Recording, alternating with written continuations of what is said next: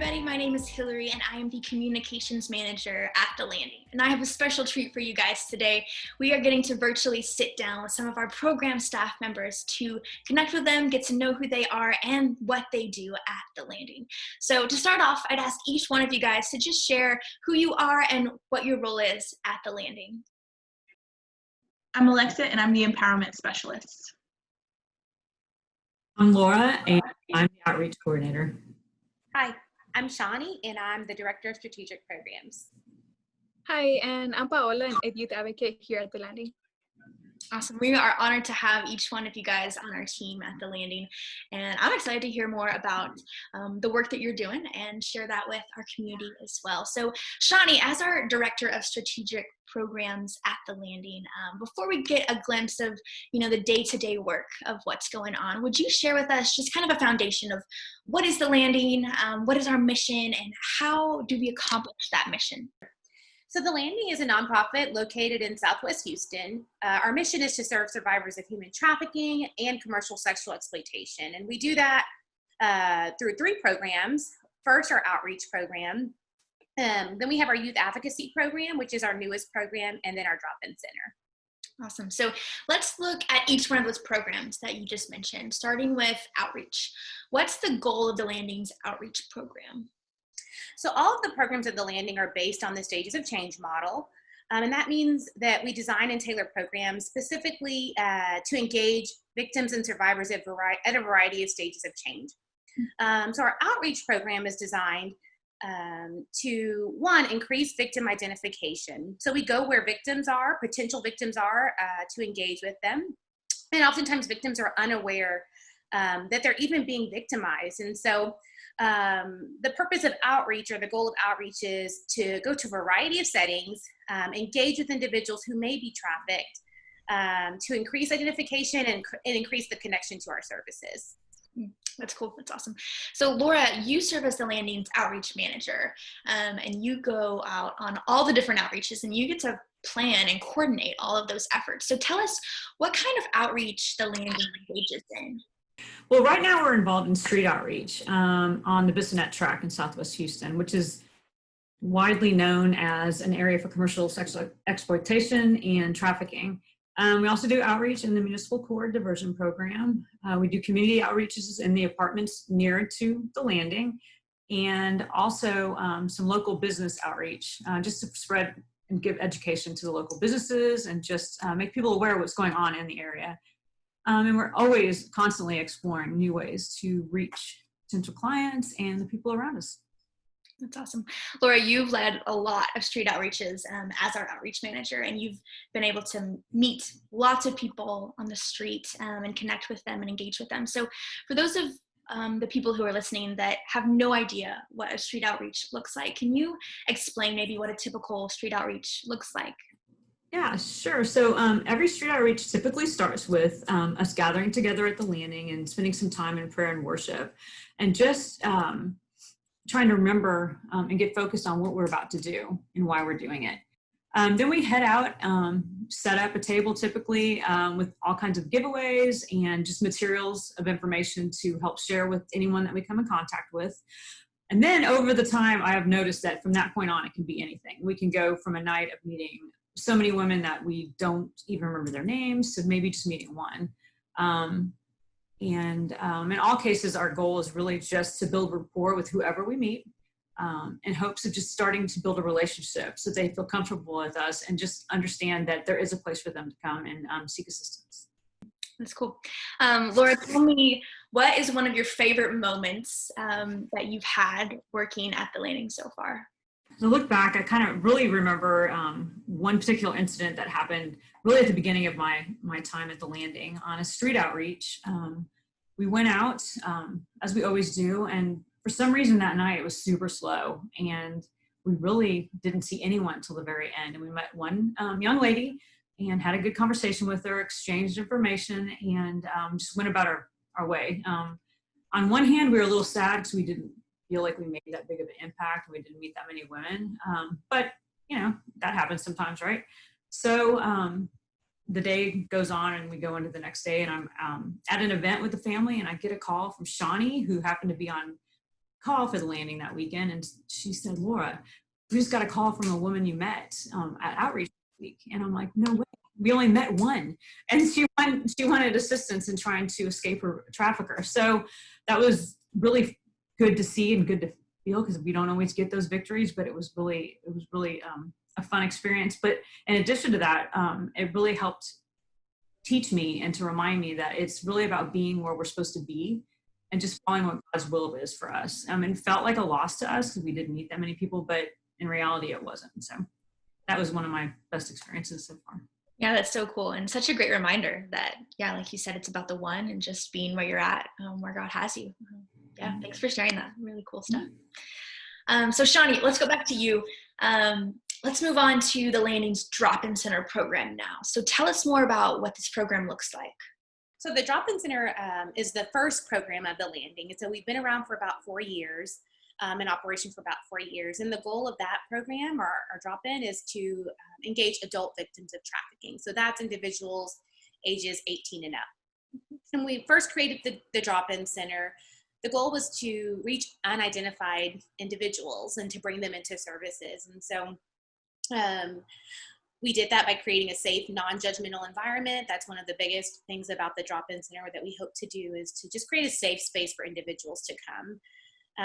They don't have to come out, they don't have to be out of the life. They just can come and be and engage in services. And in addition to that, like many of our programs, it's based on the stages of change. And so we have a phased approach to services, and that those phases depend on the level of engagement that clients choose and that they desire. So really the goal of the Drop-In Center is just to engage adult victims of trafficking. So Alexa, you work at the Drop-In Center specifically as the empowerment specialist. And, you were one of the first people hired on to work at the Landing way back in 2016. And so you've seen our program grow over the years. And in our mission statement, our mission is to serve survivors. We use those words to describe what we do at the Landing. But for you, what does it practically look like to serve survivors day to day? Yeah. So day to day, we're trying to meet survivors wherever they're at. So that can look really different depending on the client. So, for some clients, they just need those basic needs: food, clothing, hygiene products, or just a safe place just to rest and to be. Other clients, maybe that are further along, sometimes just need a listening ear or referrals to resources such as legal, employment, housing, different things like that. Since every client is different, every plan of action is different too. So Alexa, in your role as the empowerment specialist, you're really getting to work with the survivors in that third phase, our transition phase of our program. And tell us more about what this phase looks like. What does it mean to empower survivors, and why is it important to do so? Right. So our phase 3, our transition phase, focuses on serving clients in those later stages of change, so action or maintenance stages, as they're taking steps closer towards stability. So this doesn't mean that they no longer need our assistance.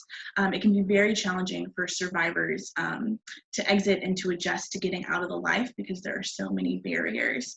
It takes changing the way you think, the way you cope with things, learning different life skills, as well as how to overcome obstacles. Empowering survivors means helping them to identify the strengths that they already have, and equipping them with skills to help them to be able to thrive on their own. That's great. That's great. Alexa, can you share with us one of your favorite moments while you've been working at the Drop-In Center? Yeah, so a lot of my favorite moments is just any graduation that I'm able to attend. We do have a lot of graduations on site, such as when clients graduate from our Ending the Game class, which is a survivor created and survivor made for curriculum that teaches resiliency, how to get out and how to stay out of the life. As well as we have a lot of graduations off-site from workforce training boot camps, as well as culinary training programs. Some of the survivors that are graduating from these programs are able to get scholarships so that they can go back to school or learn a trade. I love being at these events because you can see the joy on the clients' faces that they were able to accomplish their goal. You can see them beginning to realize that their goals are attainable and that they don't have to live a life of exploitation. Yeah, I love getting to attend a few of those graduations as well. And I agree, it's just such a neat moment to be a part of. All right, Shani, let's go back to our program and change to our youth advocacy program now. So tell us a little bit about this new program that recently launched and what it looks like. Sure. So with our drop-in center, we've been operating for several years now and served over 500 adult clients who are victims of trafficking. And we found that many of them, nearly half of them actually, had been trafficked as minors. Seeing the toll that exploitation has taken on their lives, we just wanted to intervene a little bit earlier in our clients' lives. And so that means developing our youth advocacy program with the goal of early intervention and reduction of re-victimization and trauma. Yeah. So Paolo, you're one of the newest staff members at the Landing, one of 6 staff that were hired specifically to work with our youth advocacy program. So can you tell us a little bit more about what a day in the life of an advocate looks like? Yes, so every day is different, which is what makes advocacy very exciting. But my day is always centered around survivors. And I'm mainly building relationships with them just so I can meet their basic needs. Some days looks like obviously meeting the survivor to get to know them better. Other days consist of a lot of phone calls and meetings that we collaborate with what we call a multidisciplinary team, which consists of a lot of parents, caregivers, DFPS workers, lawyers, and many more people that evolve around the youth's life. And other days I'm out gathering and delivering essentials like clothing, shoes, hygiene items, you name it. And that's what basically I do throughout the day, just different things. That's cool. Yeah, that's a lot. And I love what you said about, no matter what it is, it's just centered around the youth and figuring out how you can meet their needs and get to know them better. So, in our mission statement, we talk about having a trauma-informed approach at the Landing and everything that we're doing. And so tell me how youth advocates specifically are using a trauma-informed care model or approach when engaging with youth. Okay, yeah. So as advocates, we're trained on how to engage with youth who are in crisis and have experience with trauma. So we use a model called TBRI, which stands for Trust-Based Relational Intervention, and is centered around the healing relationship between the youth and the advocate. And it also empowers youth with the tools and skills needed to cope with and overcome the impacts of trauma to foster safety and wellness. That's awesome. That's great. So Paolo, can you share with us one of your favorite moments that you've experienced while working with the Landing as an advocate? One of my favorite moments had to be when we recently received special funding for COVID-19. I was able to assist a few families with paying their rent, bills, or groceries, and it was just really rewarding to be able to relieve that financial stress even if it was for 1 month. Yeah, that's such a neat thing to get to be a part of, especially during this hard season that everyone's in. So, each one of you has a very difficult job and an important job, and they look different, but they're all part of the one mission that we have at the Landing to serve survivors. And each one of you not only witness the injustices and the complex trauma that's going on in the world, but you guys choose to step in to what's happening, what's going on with survivors, and walk alongside them as they're experiencing life, as you are supporting them and empowering them along the way. And that's a lot. That's a hard job. So I'd ask, what keeps you guys motivated while you're doing this work? What keeps you persevering in this fight? So Laura, let me ask you that first. What keeps you going? First and foremost, as you read through the Bible, it's full of examples and proof that serving the underrepresented, the orphan, the poor, the widow is a priority. And if that's not enough, I think coming at it from the point of view as a mom, when I see the individuals that we're serving, they're someone else's child. And no matter what their situation is or their age, that fact remains the same. And as a mom, I would hope, and if for some reason this role was reversed and my child was out and needing assistance, I would just be praying that someone would come or just pursue them and come beside them and try to help them and give them the assistance that they need. So I think that's what we do here. And yeah, that kind of keeps me going. Yeah, that's awesome. So speaking of being a mom, Alexa, you're also a mother. So I'd ask you the same question. What motivates you and keeps you going in the work that you do? Yeah, so my relationship with God is my biggest motivator in this fight. I do believe that He's called me to this work and to this organization. He's what gives me the endurance to keep going when all seems lost, as well as the hope and knowledge that things will get better. And as you were saying, I am the mother of an almost 2-year-old daughter, and I know just like with anybody, human trafficking could happen to her. And if she were in that situation, I'd want someone to pour love and truth into her. Awesome. Yeah, absolutely. So back up. Okay, there we go.